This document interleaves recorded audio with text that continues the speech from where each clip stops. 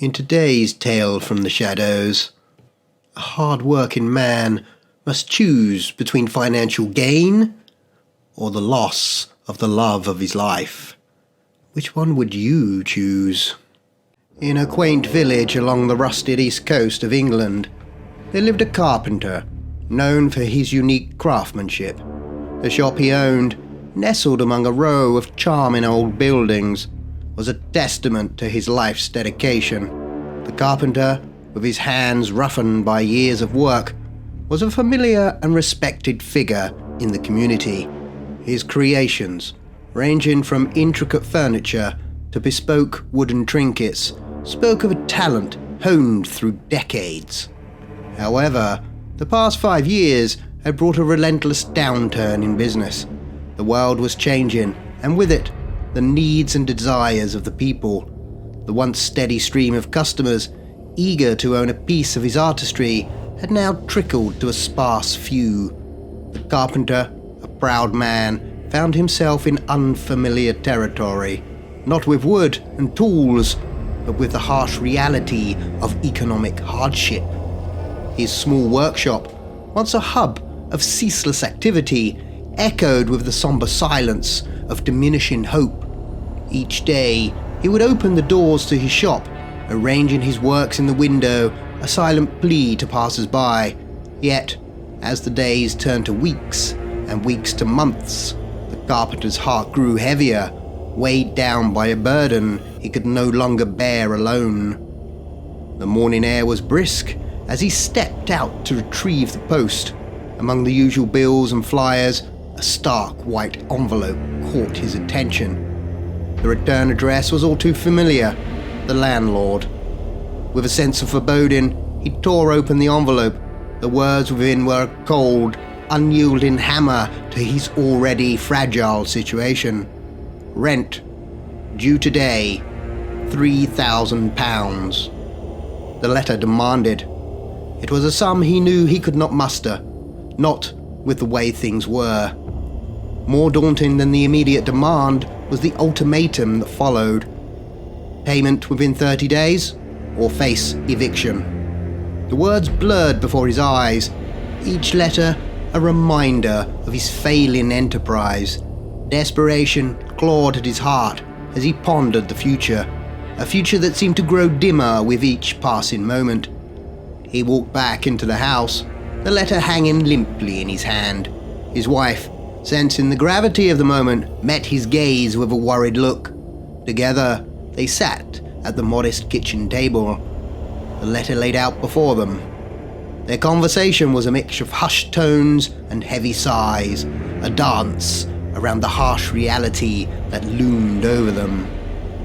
The carpenter's hands, so skilled in shaping wood, now trembled slightly as he recounted their dwindling savings. His wife, a pillar of strength in their small family, tried to muster words of comfort, but the truth was stark and undeniable. No one seemed to need his unique carpentry service anymore. The world had moved on, leaving him and his cherished craft behind. As they sat in silence, the weight of their situation hung in the air. A tangible presence in the humble kitchen, the carpenter and his wife, bound by years of love and shared struggles, faced an uncertain future, their fate teetering precariously on the edge of a precipice from which there seemed no return. In the heart of his workshop, surrounded by the scent of sawdust and aged wood, Joseph sorted through his belongings with a heavy heart. Each tool and piece of lumber, a reminder of better times, now seemed like relics of a bygone era. He was in search of anything that might be sold to ease their financial burden, even if it meant parting with pieces of his cherished craft. The gentle tinkle of the shop's door chime broke the somber silence, heralding the arrival of a customer. Joseph looked up, his eyes meeting those of a man who seemed out of place amidst the rustic charm of the carpentry shop. The man was dressed in a pristine suit, exuding an aura of sophistication and wealth. His manner was polite yet assertive, a stark contrast to the humble setting he had stepped into. "Good morning," I am in search of someone to craft something quite special for me," the man said, his voice smooth and confident. Joseph straightened up, a flicker of hope igniting within him. "Yes, sir, I've been a carpenter my whole life. I'm sure I can assist you," he replied, eager to seize this unexpected opportunity. "Excellent. I need you to construct a box for me," the man stated, his eyes scanning the workshop as he spoke. He then produced a set of papers from a sleek briefcase. The papers were adorned with detailed sketches and diagrams, unlike anything Joseph had seen before. They depicted a box, but it was the markings on these drawings that truly caught Joseph's attention. Strange symbols, intricate and mysterious. These symbols must be carved into the wood, precisely as they are shown, exactly. The man emphasized, his tone leaving no room for error. Joseph studied the diagrams closely. "Yes, sir, the designs are intricate, but I am confident I can replicate them," he assured, though a sense of unease began to stir within him. "Excellent. If you complete the task within a week, I will pay you £10,000, the man declared, a sum that made Joseph's heart skip a beat. A week is a tight deadline, but I will dedicate myself to this task day and night," Joseph responded, a mixture of excitement and apprehension in his voice. "I will return this time next week. Here is £1,000 for materials. The rest will be paid upon completion," the man said, placing a stack of bills on the counter. With a nod, he turned and left the shop as swiftly as he entered. "Now we're going to have a short scare break while you ease your nerves. So while you're waiting, don't forget, if you're enjoying the content, go ahead and stab that subscribe button right now. As doing so, you'll really help the professor spread his shadow of evil. Now, let's get back to the story." In the whirlwind of the encounter, Joseph realized he hadn't even asked the man's name, but with no time to ponder this oversight, he immediately set to work. The challenge was daunting, yet the reward promised a solution to his dire financial straits. As Joseph began his task, the mysterious symbols seemed to dance before his eyes, each curve and line a puzzle to be solved. He worked with a fever born of desperation, the ticking clock a constant reminder of the strange man's return. The clock's hands crept past midnight, the stillness of the night enveloping the carpentry shop. Joseph's eyes, heavy from the exhaustion, he struggled against the relentless tide of sleep. His hands, however, moved with an unwavering determination, meticulously carving the intricate symbols into the wood of the mysterious box. The task was arduous, demanding every ounce of his concentration and skill. In the small hours of the morning, as a clock struck 2 a.m., the creak of the door broke the silence. Victoria, Joseph's wife, stepped in. Her expression, a mix of worry and relief. The warm glow of the workshop lights cast a comforting embrace around her. "You're still here? I was worried when you didn't come home," she said, her voice tinged with concern. Joseph looked up, momentarily pulled from his deep focus. "Victoria, you won't believe it, a job, £10,000, but I've got to finish it within 7 days," he replied, his voice a blend of excitement and fatigue. He offered her a tired smile, a silent acknowledgement of her support, before turning his attention back to the task at hand. Victoria watched him for a moment, her eyes reflecting pride and a hint of apprehension about the strange commission. She left the room briefly, only to return a few minutes later with a large pack of food and a steaming flask of hot coffee. The aroma of the coffee mingled with the earthly scent of wood, a small comfort in the late hours. "This should keep your strength up," Victoria said, placing the food and coffee near him. Her presence, always a source of warmth and reassurance, was a reminder of the life they had built together, a life now hanging in the balance, hinging on the completion of this unusual project. Joseph gratefully accepted the sustenance. The food and the coffee provided a much-needed boost to his waning energy. As he ate, he shared with Victoria the details of the strange man's visit and the peculiarities of the box. Together, they pondered the mystery of the symbols and the urgency behind the man's request. Despite the questions swirling in their minds, the immediacy of their financial woes anchored their focus. The promise of the hefty payment was a beacon of hope in their stormy sea of troubles. With renewed vigor, Joseph returned to his work, the chisel moving with precision under his skilled hands. Victoria, ever his pillar of strength, settled in a chair nearby, her presence a silent vigil as the night deepened. As dawn began to paint the sky with its early hues, Joseph stood back to admire his work. The box, now nearly complete, was an imposing structure, standing exactly 6 feet tall and 3 feet wide. It resembled a large coffin, but it was the elaborate carvings that set it apart, an intricate tapestry of mysterious symbols and designs, each meticulously etched into the wood. Exhausted, yet satisfied, Joseph wiped the sweat from his brow, his eyes tracing over each detail. He had followed the strange man's instructions to the letter, ensuring that every symbol was replicated with precision. The purpose of the box, however, remained a mystery, one that tugged at his curiosity even in his fatigued state. Deciding to take a brief respite, Joseph stepped into the adjoining room for a moment of rest. Unbeknownst to him, a stray cat, a frequent visitor to the shop in search of warmth and scraps, had slipped inside. The cat, curious and unassuming, found the box an intriguing new addition to its familiar haunt. With a graceful leap, the cat landed inside the box, its movements silent and agile. But then, an awful, piercing scream shattered the quiet of the workshop. Joseph, startled by the unexpected sound, rushed back into the workroom, his heart pounding. To his bewilderment, the room was as he left it, the box standing solemn and undisturbed. No sign of a cat, no indication of what could have caused such a distressing noise. Must be imagining it. I'm getting tired, he muttered to himself, trying to shake off the unsettling feeling. Not long now, Joseph, he whispered, trying to refocus on the task at hand. Yet, the eerie scream lingered in his mind, adding an unnerving air to the already mysterious project.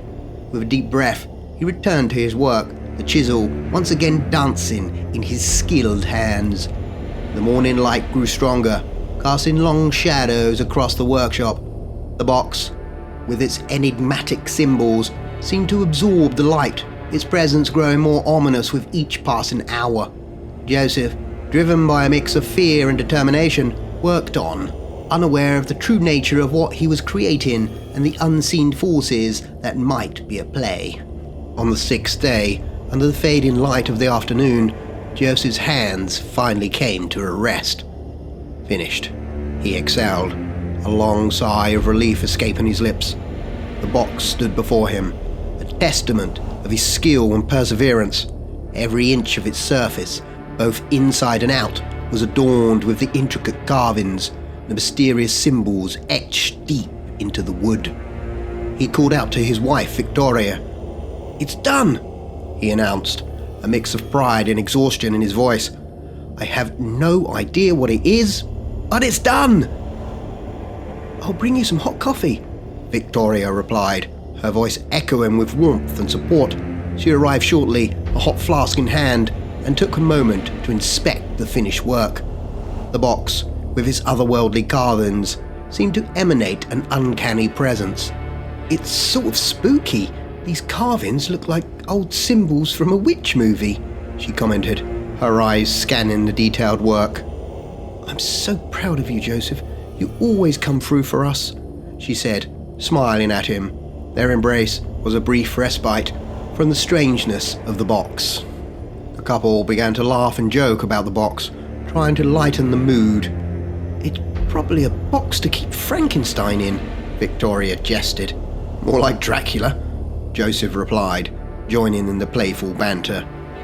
"Let me see if I fit inside," Victoria said jokingly, sliding into the box. As she did, the symbols on the box's surface began to glow with an eerie light. Her expression shifted from joy to sheer terror in an instant.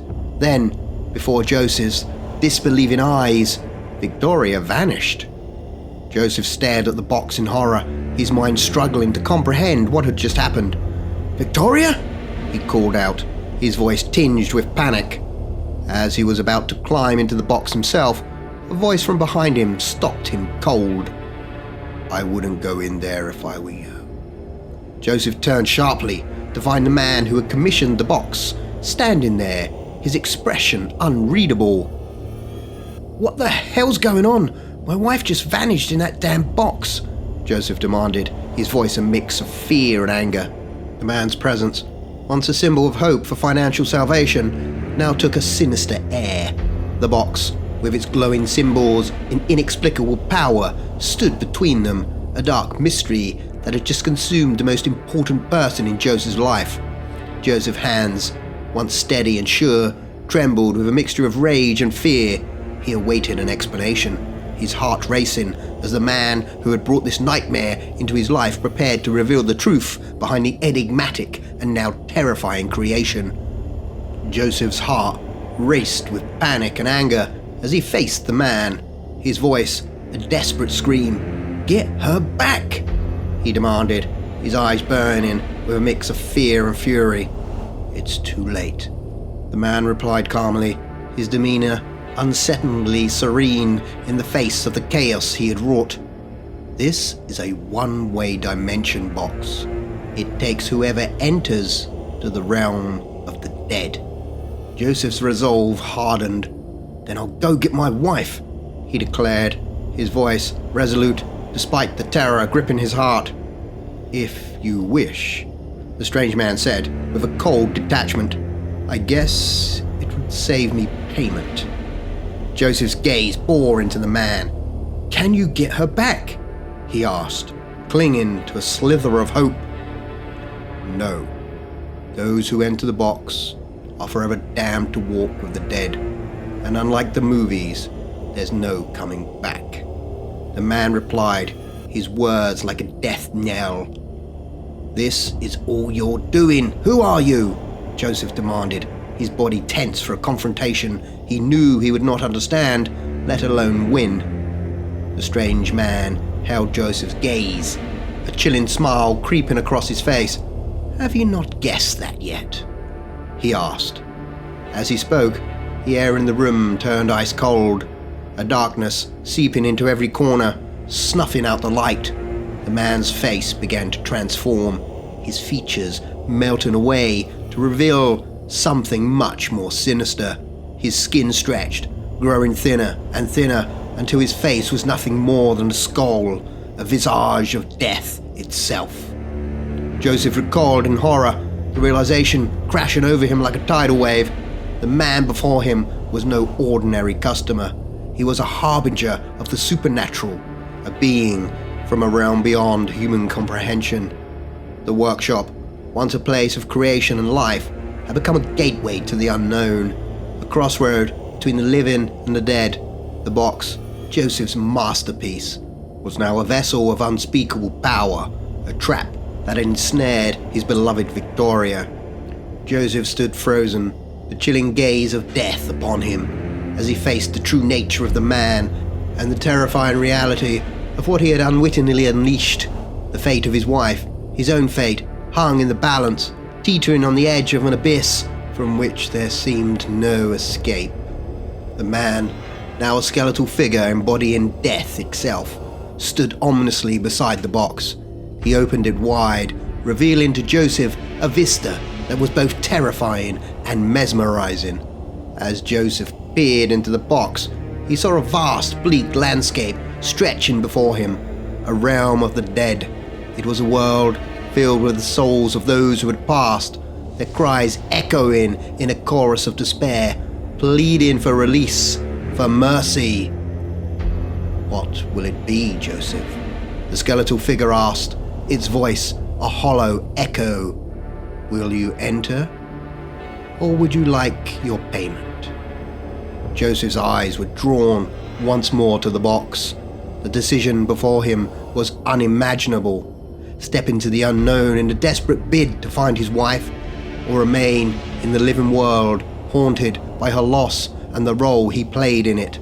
The box, was not just a portal, it was a test of his love, his courage, and his very soul. Outside the workshop, the world remained oblivious to the supernatural drama unfolding within. The shop, shrouded in darkness, gave no hint of the extraordinary events taking place behind its closed doors. Inside, Joseph stood at the precipice of the unknown, his heart torn between hope and despair. His mind raced with questions. Could he find Victoria in the ghastly realm? Was it even possible to bring her back? Or was this a journey from which there was no return? As these thoughts swirled in his mind, the skeletal figure watched, its empty eye sockets seemingly piercing into Joseph's very being. The choice was his alone to make, the choice between the tangible world he knew and the spectral abyss that lay before him. Unnoticed, the skeletal hand of the figure reached out, its bony fingers deftly turned in the sign of the shop door.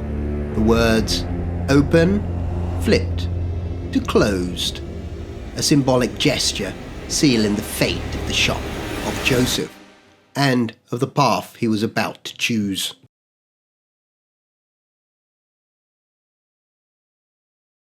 And if you're still looking to fulfill your thirst for more horror, don't forget to check out this next video, unless of course you are frozen with fear already.